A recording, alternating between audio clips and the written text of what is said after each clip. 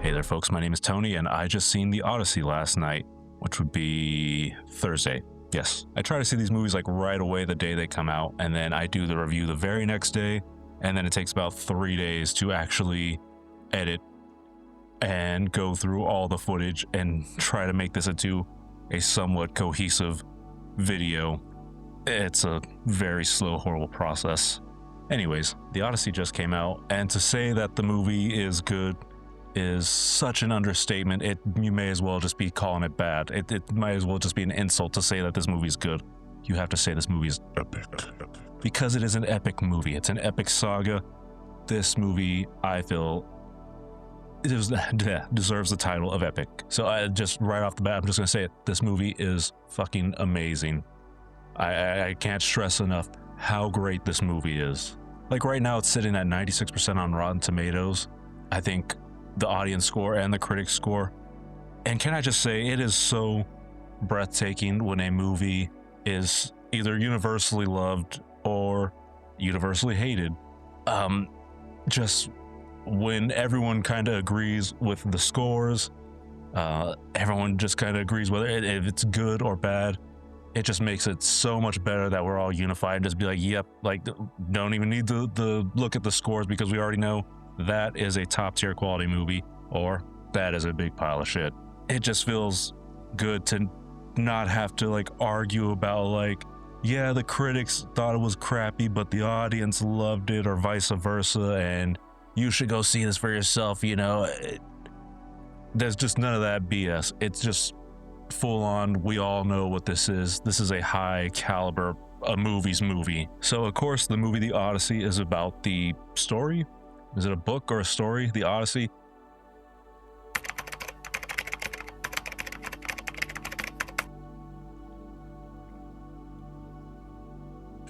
At times, I mean, look, the Odyssey, the Iliad, whatever, the Trojan horse story, I know, like a lot of other people, I watched the movie Troy.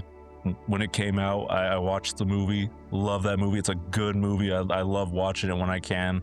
That is my whole experience of the Iliad and the Odyssey, which I gotta assume is not anywhere near like accurate to the story at all. And look, regardless, my understanding of the story, like 100% through and through, knowing everything, how it's supposed to be structured and everything, yeah, that might just be out the window for me. But regardless of that, this movie, Christopher Nolan, he did such a great job of just being like, whether you understand the story as well as you should or not to appreciate this movie, that doesn't matter because you are going to feel what I need you to feel for me to get my point across in this movie. It really hits hard. Like it's so great. This movie is a very like powerful feeling movie. And that's why I think it's epic. It truly is epic. It has like an epic feeling in my soul when I watch this movie. And I mean, what makes this movie so epic? It has to be the actors. I think this is this movie's strongest weapon, is the acting just across the board. Like just the emotion, the raw talented emotion that is felt on screen it's insane. The anger, the hopelessness, or the very, very little hope that there actually is, that you're just grasping onto this idea that hopefully someone will walk through that door. And like, not even sadness is an emotion in this movie, it's sorrow. I think it's the best way you can describe it, is like people are just like, people just have like such sorrow in their heart in this movie. It's like past sadness. It's just like your soul is broken and you I don't know, it's beautiful to watch. It's painful and beautiful to watch at the same time. Yeah, the main characters, like Tom Holland as it's so hard to say his name, Telemachus. In the Telemachus. Okay, I think I got it now. Telemachus. He is so one of the things I realized, I don't think I've seen Tom Holland in any other movie besides the Spider-Man movies and the Avengers movies, I guess. And so I was really worried that this is going to be just me watching Peter Parker on screen, maybe just like a more sad Peter Parker, so like a Tobey Maguire Peter Parker. No. I was a little nervous about that. Like, man, is this really going to take me out of the film? No, it did not at all, because Peter Parker was not on screen. Tom Holland wasn't on screen. Telemachus was on screen. Just a dude that was really like hurtful, just hoping that his father will return, a father that he doesn't even really know, but he just was hopeful that his family would just be whole again and that he can just go back to living some sort of a peaceful life. He is just that like ray of hope in just a really messed up, depressing lifestyle. He's just like it's just that shining beacon of just like, hopefully some good will happen. I have hope that my dad's gonna return and kind of fix everything. And it's beautiful to watch that amount of hopefulness shine through this horrible situation, this horrible household, just the situation that's going on. So yeah, where Tom Holland is hopeful in this situation, Anne Hathaway's Penelope is the very just sorrowful, just in the pit of your soul, you're just heartbroken, waiting for this great love, and to wait 20 years and still have no clue if this person is even alive or not, but just weary, but also elegant. And when she speaks, you know, like the whole scene, the room just kind of commands her presence, and like she's just talking with all the emotion that she has in her. Bringing it all. Matt Damon's Odysseus is just, that guy just oozes charisma like on screen, and you do get the sense that like, yeah, he is kind of like the best of the best. Like, he is the best hunter, the smartest navigator, the best sailor, and you believe it too. He just kind of seems like he is all around a genuine hero, but maybe not. Find out about that later on. But he is so cool to watch on screen, and just like watch as like, god dang, I wish I was there. I would follow this guy into hell, literally. Like literally follow him into hell.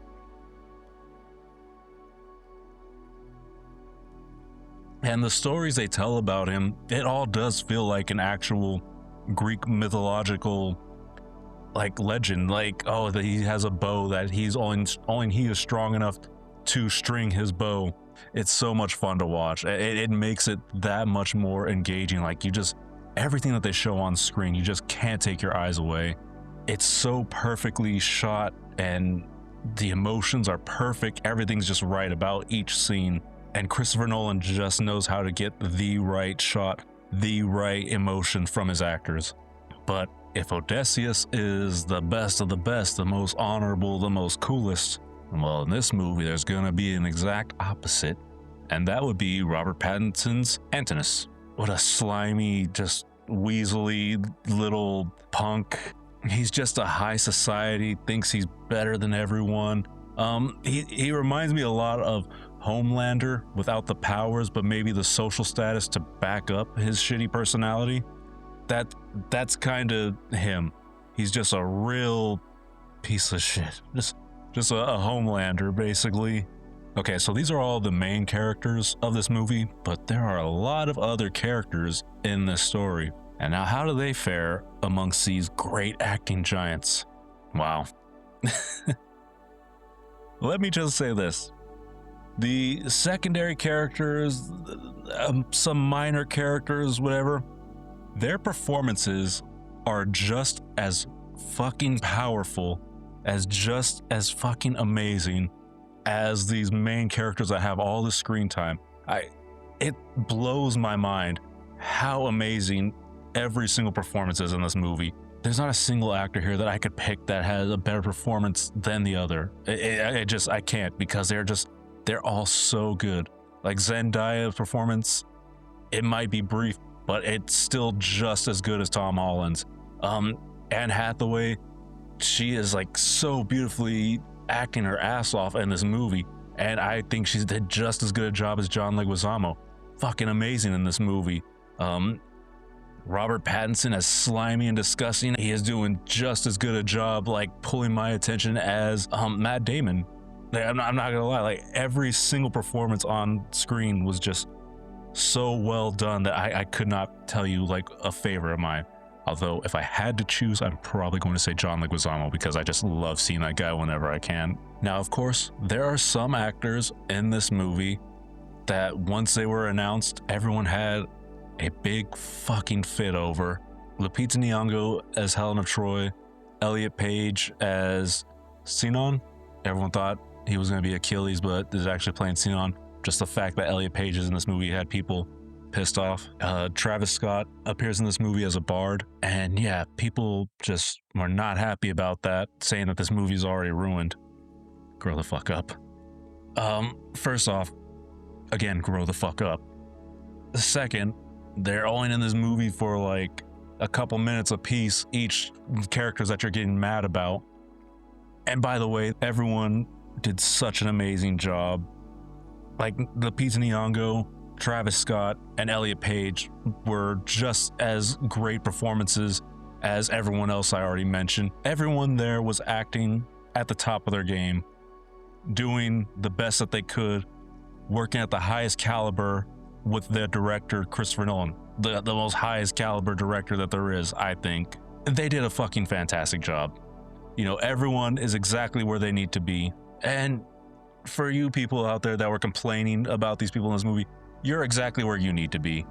On the toilet, fucking typing away on Twitter saying that this movie's ruined, criticizing Christopher Nolan's artistic vision, someone who's been doing this fucking masterfully for how many years now? And yet you think you know better than him about his vision of this amazing story?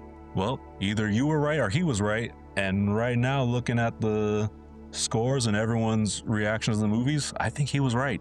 Yeah, I just had to get that off my chest because there's just so much hate for people that are so talented, that are just doing what they love. They've spent years crafting, you know, their skill being just great actors. And, you know, like this is a dream job and people are hating on them for having their dream job. Hey, I get to work with Christopher Nolan, making an epic, beautiful story, and people are hating on them because they're different. I don't know. I'm rambling at this point. Let's just get into some spoilers about this movie now. All right. Spoiler section, whatever. Whatever. So the premise of the movie, you know, Odysseus goes to war, fighting the Trojan War, win the Trojan War, and it's a long journey home. Well, some people make the journey home. However, Odysseus does not. Anne Hathaway's Penelope and Tom Holland's God, cannot fucking get that name right. Telemachus.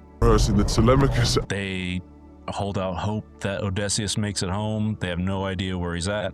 And unfortunately, it's been so long now that just everyone assumes that Odysseus is dead. So their home now fills up with suitors every night to try to win Penelope's hand in marriage. And of course, she doesn't want to marry any of these guys. They're all jackasses, scumbags. And it's just night after night, just misery for both Tom Holland and Anne Hathaway's characters. And also their loyal servants as well. Just like everyone just feels the weight of Odysseus missing from the household. So yeah, but the main crux is after the Trojan War, everyone's selling home. All the Spartans are selling home. Odysseus it's a long trip home. So Odysseus is like, all right, we're gonna have to make stops along the way, but we're kind of gonna take a detour route to get home because we want to find like some new places to like look at and get certain types of food, provisions, whatever. So it's all about just kind of taking a detour to get home. But that detour kind of just one bad situation after another. The detour leads to a giant, which we see in the trailers, a freaking giant, practical effect giant. I think not 100% practical. I can't imagine it was 100% practical. There has to be like a little bit of CGI in there, like at certain points. kind of like Jurassic Park switching between the CGI T-Rex and the full animatronic. Yeah, full animatronic T-Rex. I gotta assume it was some of that, and it's done masterfully well. The whole scene is just super terrifying, and Odysseus walking into the cave with his men and just like, oh, whoever these people are, they're making a bunch of cheese. I'm like, I was so certain that he was going to take a bite and be like, oh, this is awful. Like, oh, it's human meat or something. Them being locked in that cave with a giant, like, I think it was night after night. Was it like several days or something? That's how it seemed anyways. The whole thing is just terrifying, from them having to dress as sheep to kind of disguise their way out, and stabbing the giant in the eye to where it's blind and it has to feel each sheep that leaves so the giant knows that it's a sheep and not like a tiny human trying to escape. And them just finally getting out and the giant chasing after them, just blind, screaming giant just chasing after them. And they're in a man-powered fucking boat with a giant chasing after them. It's so slow, that boat is just like no freaking gas or motor on this boat. They can't just like, all right, we're at the boat where we can escape now. It's like, okay, we're on the boat and now we've been like sleep deprived and hungry for the last few days. Now we have to like row as hard as we can to get this fucking boat to start moving so we can escape a giant. I mean, it just gets so much worse from there. When they find the land of the giant people, I think this was the only time where when they come across the man-sized child in the armor, that just kind of, the child's head floating like over the armor just kind of was like, okay, that's a little strange. The CGI is a little wonky there, but that's all right. It was only for like half a second. Then the giants come along and just start pulverizing everyone. And again, they have to run back to their ships and try to just manpower their way. just like, all right, now we're at the ships. Now let's just like hurry up and row as fast as we can out of here. And not all the ships make it because these giants, they gotta be like, what, 12 feet tall or something, maybe 15, I don't know. They just start grabbing, it takes like at least like 5 or 6 of them, but they start grabbing the boat and like shaking it and just destroying it. And it's just back to back, like, oh shit, let's just like get back to the ship. Oh man, not all of us are gonna make it. But I think, of course, the worst of the worst, and what I really mean by that is like the best of the worst. Is that right? I don't know. The best scene, but my god, the most horrifying scene, is Odysseus and his men heading to the Witch's Island after they decide like they're going to overthrow Odysseus because he just keeps leading them into worse and worse scenarios. All right, you guys take over. At least hand me your bow. I will go off and find us some food. You guys just go off and do whatever you gotta do. Hopefully you don't turn into pigmen because, that would suck for me. I'm not captain anymore. I'm not in charge here, so you guys know what you're doing. Oh shit, you turned into pigmen. Samantha Morton's character of Cersei, turning all of Odysseus's men into pigs, and just the most nightmare-inducing fashion possible. It really gave me Deadpool 3 Cassandra Nova vibes. I'm pretty sure it did for a lot of you as well, just running the hands across the face and like shaping the head into pig snouts and shoving your whole fucking fist down someone's throat. But it did it in such a practical, ugly, just disturbing fashion. What a beautifully haunting scene. But I say the witch turns them into pigmen. But yeah, I mean, they're just pigs. Yeah, they just turn from men into pigs, and then eventually Odysseus is able to convince the witch to turn them back into men, and they just leave. And I think Odysseus, they did. I got to imagine they reinstate him as captain or the leader again, right? I mean, like, he got them out of the situation they put themselves in. I'd say that's like. By default, you just gotta hang your head in shame and be like, all right, you could be leader again. Yeah, the scene with Elliot Page and the underworld, that haunting scene, that was pretty good stuff. Like the whole underworld scene was amazing, and Elliot Page is just the look of just like the tar and just kind of like the blood dripping from the mouth and just the haunting kind of deadish look just all work so well to just be like, dude, Like he felt so freaking betrayed that he was willing to die for the cause. He just wanted to be let in on like what was going on. Like, dude, why did you keep me in the dark? Like, I'm cool with being killed for the greater cause. I follow you to hell and back, but why did you have to lie to me and keep me in the dark about this? And I get that hurts. That stings, man. Like, this is how loyal I am to you, that I will die for you, and you kind of like kept me in the dark. That's messed up. You know, it's funny. I see a lot on Twitter of people talking about Agamemnon, you know, him being in hell and stuff, and not just hell, but just throughout the movie, the little sprinkles that we get of Benny Safdie's Agamemnon, what everyone keeps saying, aura farming.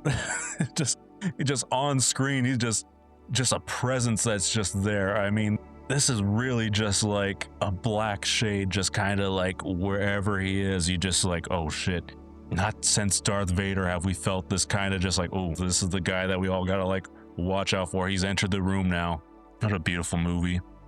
I think what's great is that this movie, from start to end, like there was never a lull. Like even towards the end, when Odysseus finally makes it home, again, he's been gone like 20 plus years. He finally makes it home and he reunites with John Leguizamo, his loyal servant. You know, he doesn't even tell, like, it's been so long that they don't even recognize him anymore. He doesn't even tell them like, oh yeah, I'm Odysseus, hey, I'm back. He's just kind of like, oh, I'm just some beggar that happens to be like part Batman, just judoing through and beating the crap out of everyone, like all these people that are out to get like my son and everything. It's really cool, and you just really get the sense of like, okay, this guy's back, everything's gonna be okay. And it just all culminates again with all the suitors once again culminating back at the palace. Penelope is going to choose one of the suitors as her hand in marriage, and Odysseus just comes in and kind of just cleans up shop.